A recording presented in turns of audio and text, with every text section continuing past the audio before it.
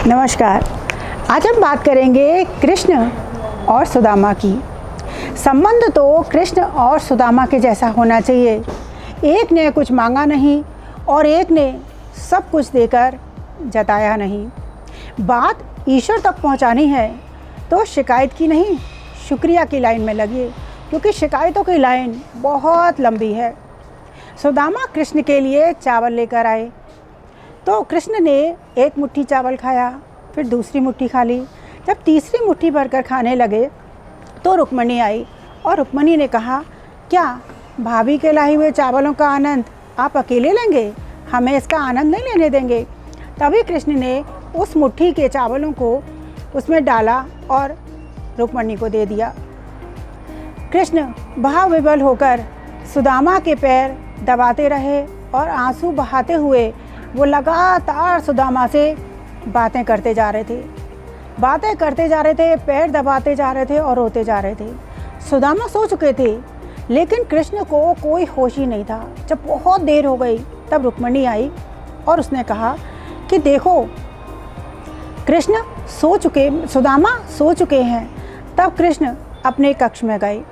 तब रुक्मिणी ने कहा कि मैंने आपका आज बड़ा अजीब सा व्यवहार देखा। हमारे यहाँ इतने बड़े बड़े प्रभावशाली लोग आते हैं, लेकिन मैंने आपको कभी इतना भाव विभोर होकर नहीं देखा कि आप खाना छोड़कर नंगे पांव दौड़ते चले गए। आप जैसे कूटनीति, राजनीति, बुद्धि के शिखर पर इतने ज्ञानी होते हुए आप 3 लोक की संपदा अपने मित्र को देने चले थे। तब कृष्ण बोले, वो मेरे बचपन का मित्र है। तब रुक्मिणी बोली कि उन्होंने तो आपके बचपन में गुरु माता के दिए हुए चावल खा लिए थे।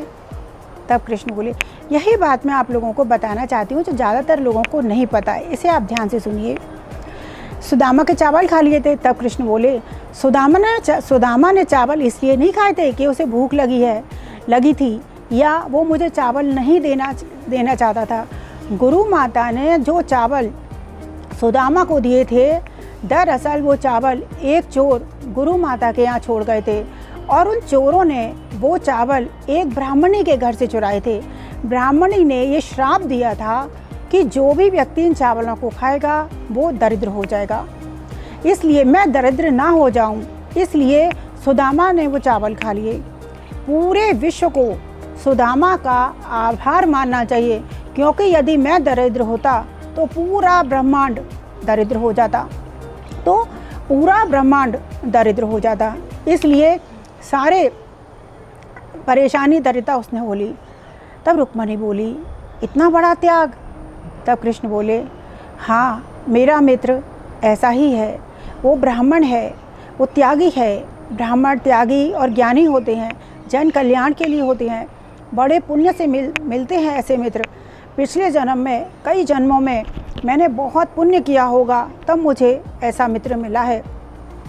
पूरे जीवन में इतना भला मेरा किसी ने नहीं चाहा जितना भला मेरा कृष्ण ने चाहा है। इसलिए सबको आभार मानना चाहिए सुदामा का कि उसने वो चावल खुद खाए और मुझे नहीं दिए। किसी ने सही कहा है, न्यायाधीश गलत हो सकते हैं लेकिन द्वारकाधीश नहीं। कृष्ण ने सुदामा के जो पैर धोए, भाव जो उनका था, तो सुदामा का भी उतना ही बड़ा त्याग है। कृष्ण किसी के ऊपर भी कृपा या सज़ा फालतू में नहीं देते हैं, उनका न्याय एकदम सटीक होता है। इसलिए कृष्ण ने सुदामा के पैर धोए थे और नंगे पैर खाना छोड़कर उनके लिए चले गए थे, क्योंकि सुदामा ने भी कृष्ण के लिए बहुत बड़ा त्याग करा था, जिसका आभार पूरे विश्व को मानना चाहिए। नमस्कार, आज के लिए इतना ही।